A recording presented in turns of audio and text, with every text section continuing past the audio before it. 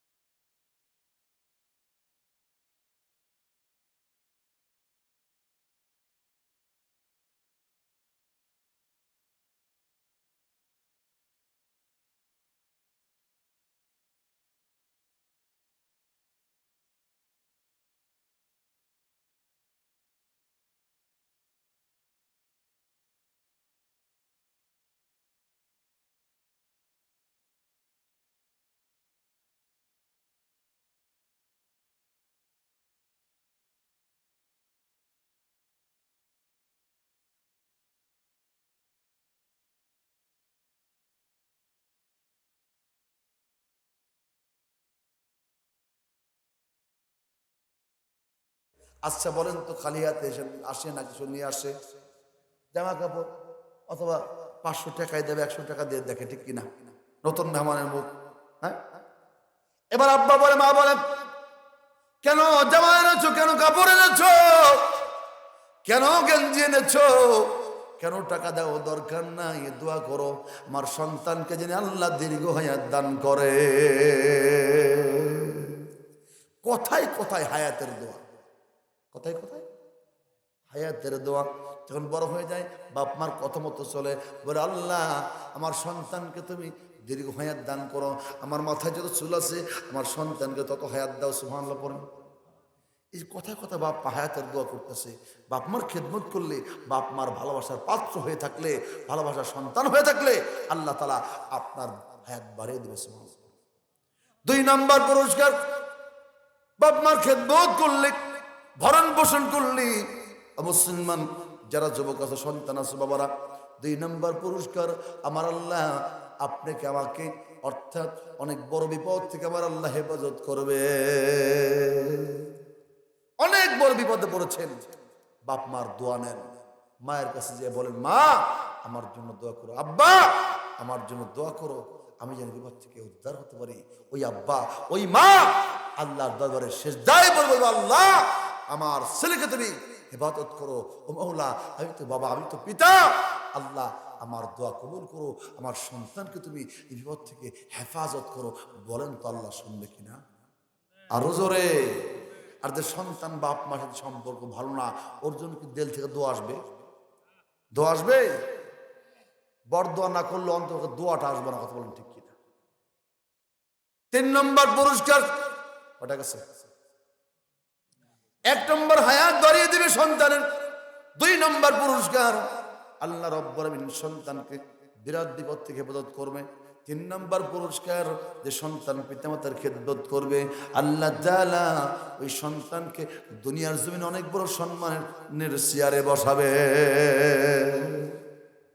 এই যে আমরা এখানে বসছি, ইমাম সাহেব, হাফেজ সাহেব, মৌলানা সাহেব বসছে, একটা খোঁজ নিয়ে দেখবেন ইনশাআল্লাহ কোনো কোনো নয়, সে এখন বিদ্যাসাগর জাহাঙ্গীরনগর ইউনিভার্সিটির অধ্যাপক, কিন্তু আজকে কোনো আলেমের পিতামাতা বৃদ্ধাশ্রমে যায় না। তার কারণ তারা জানে বাপ মার মর্যাদা কি, বাপ মার সম্মান কতটুকু। কথা বলেন ঠিক কিনা?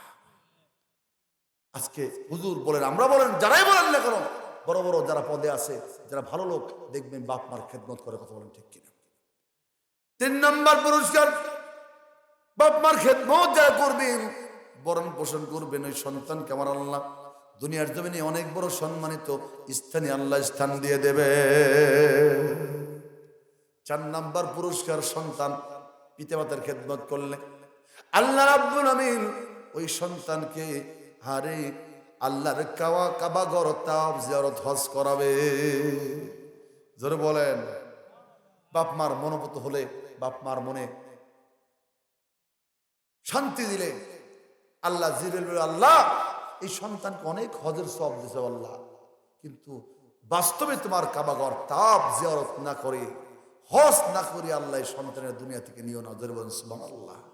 আল্লাহ তাআলা এই সন্তানকে যেভাবেই হোক কাবা ঘর তাওয়াফ জিয়ারত করাবেই করাবে। সুবহানাল্লাহ। 5 নম্বর পুরস্কার, 6 নম্বর 5 নম্বর পুরস্কার, যে সন্তান পিতামাতার খেদমত করবে, দুনিয়ার জমিনে পিতামাতাকে ভালোবাসবে, ভরণ পোষণ করবে, পিতামাতাকে মহব্বত করবে, পিতামাতাকে আদর যত্ন করবে, বৃদ্ধ বয়সে পিতামাতাকে ফেলে দেবে না, বৃদ্ধ বয়সে পিতামাতাকে বৃদ্ধাশ্রমে দেবে না, পিতামাতার খেদমত করবে, বাপ মার ভরণ পোষণ করবে, বাপ মার খেদমত করবে, বাপ মার প্রস্রাব পায়খানা পরিষ্কার করবে। আমার আল্লাহ ওই সন্তানকে মৃত্যুর সময় কালেমা নসিব করাবে। জোরে বলে। মৃত্যুর সময় কালেমা নসিব হোক। কারা কারা চান আল্লাহকে দেখান? চাইতো চাইতো আজকের পর থেকে বাপ মার আঘাত করেন না, খবরদার, না হলে কিন্তু কালেমা নসিব। আল্লাহ নবীর সাহাবা হযরত আলকামা রাদিয়াল্লাহু তাআলা ইন্তিকালের সময় কালেমা উচ্চারণ হয় না। আল্লাহ নবীজি বললেন, বেলাল যাও রে বেলাল যাও, আলকামাকে কালেমার তালকিন দেওয়া। বেলাল রাদিয়াল্লাহু তাআলা বারবার চেষ্টা করলেন কালেমা পড়ানোর জন্য। আল্লাহ নবীর সাহাবা আলকামার মুখ দিয়ে কালেমা বের হয় না, কালেমা বের হয় না। আসসালামু আলাইকুম রাসূলুল্লাহ, নবী গো আপনার সাহাবা আলকামার তো মুখ দিয়ে কালেমা উচ্চারণ হয় না, কেন কালেমা উচ্চারণ হয় না, কি কারণে? বেলাল বললেন, রাসূলুল্লাহ বুঝতে পারলাম না, ইয়া হাবিবাল্লাহ অনেক চেষ্টা করলাম নবী গো, কিন্তু কালেমা বের করতে পারলাম না। আল্লাহর হাবিব বললেন, আলকামা যাও রে বেলাল যাও, খোঁজ নিয়ে দেখো আলকামার কোন আপনজন আছে কিনা।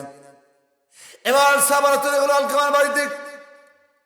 আসসালামু আলাইকুম রাহমাতুল্লাহ। ওয়া আলাইকুম আসসালাম। কে আছেন বাসায়? পর্দার মাঝ থেকে শব্দ আসলো, ভাইরা আপনারা কারা? বলতেছে আমরা নবীজির সাহাবা আলকামার ভাই লাগে। কি হয়েছে? বলে আলকামার তো কালেমা নসিব হচ্ছে না। বোন রে বলেন তো ব্যাপারটাকে, বুঝতে পারলাম না।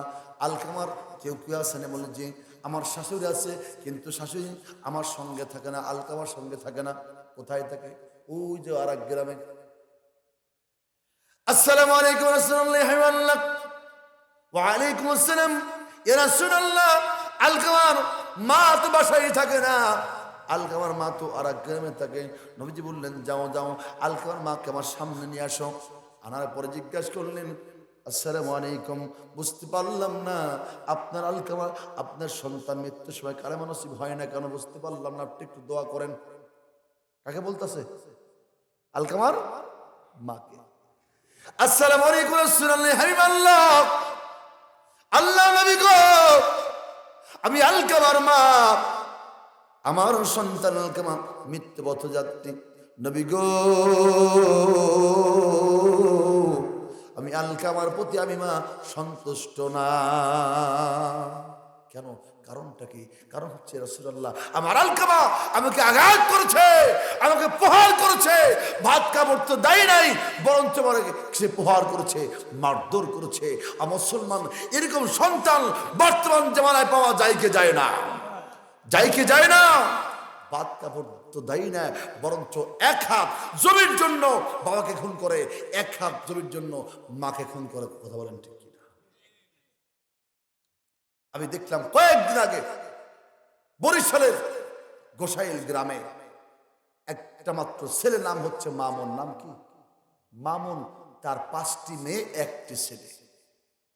বাবা অসুস্থ, মামুন এই চান্সে কায়দা করে বাবাকে হসপিটাল নিয়ে সব মানে লিখে টিখে টিপসই নিয়ে সিগনেচার নিয়ে মানে ডাক্তারি কথা বলে সব কিছু কমপ্লিট করে বাড়িতে আসছে। বাবা মারা গিয়েছে, বাবা মারা গিয়েছে। মামুন তো আউট, মামুন আর গ্রামে। বাবার লাশটা উঠোনে রেখে, বাবার লাশ বাড়ির উঠোনে রেখে সন্তান পলাতক। বোনরা 5 জন আসছে, কি ব্যাপার ভাই কোথায় আমার? ওরা হসপিটালে নিয়ে গেছিল বাবাকে। তখন দেখলো যে ঠিক পেয়েছে, সর্বনাশ, ও তো সবকিছু লিখে নিয়েছে। 5 মেয়ে বলতেছে আমরাও বাবার লাশকে দাফন করতে দেব না। উঠোনে বাবার লাশ ছিল 2 দিন। মুসলমান, যে সন্তানের জন্য এত কিছু করলে, নামাজের সময় পেলেন না, রোজার সময় পেলেন না, মসজিদে যাওয়ার সময় পেলেন না, মাহফিল আসার সময় পেলেন না, ওই সন্তান আপনার লাশটা দাফন করতে দেয় না। কথা বলেন ঠিক কিনা? কোথায় আছি আমরা? পরে পুলিশের সহায়তা নিয়ে বাবাকে দাফন করা হলো। এই জন্য মুসলমান, আলকামা রাদিয়াল্লাহু তাআলা কালামা নসিব হচ্ছে না। আল্লাহ রাসূল বললেন তোমরা কাঠ নিয়ে আসো, আগুন ধরে দাও। যে সন্তান মাকে ব্যবহার করেছে, মার সাথে খারাপ আচরণ করেছে, ওই সন্তান দুনিয়াতে বেঁচে থাকার কোনো অধিকার। আমার মুসলমান ইমানদার, আগুন ধরে দেওয়া হলো। আল্লাহ হাবিব বললেন মুহূর্ত দেরি করবে না, যাও যাও আলকামাকে ধরে আগুনে ফেলে দাও।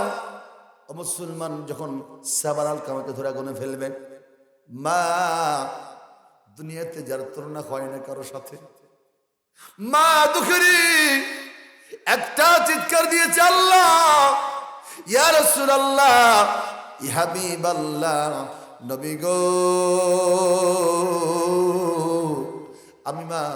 আমি আলকামাকে আমি মা ক্ষমা করে দিলাম গো নবীজি, তবু আমার সামনে আমার সন্তানকে আপনি আগুনে ফেলবেন না।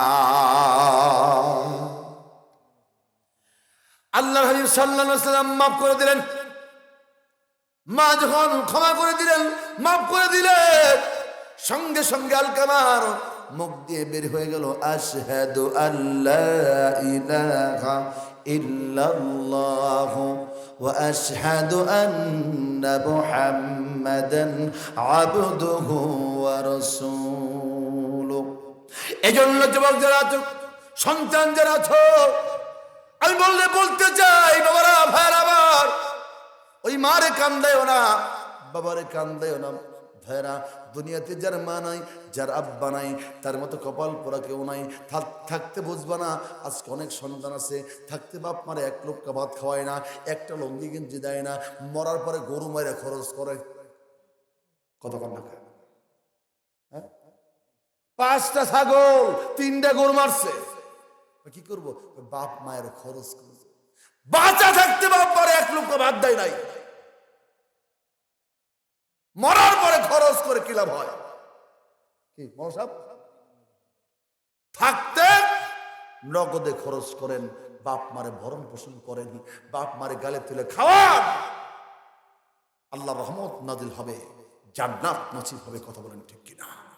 এই জন্য বন্ধুগণ, আমি আলোচনাতে জানবো, আমি মুসাফির মানুষ, আমি দোয়া করি, আপনি যেন দোয়া চাই, আমি দোয়া চাই এবং দোয়া করি। আমি ইনশাআল্লাহ আগামীকালকে মাহফিল শেষে ইন্ডিয়াতে চলে যাবো। আল্লাহ আমাকে সহিহ সালামতে ইন্ডিয়ার জমিনে পৌঁছিয়ে দিন। উচ্চ কণ্ঠে বলে আমিন।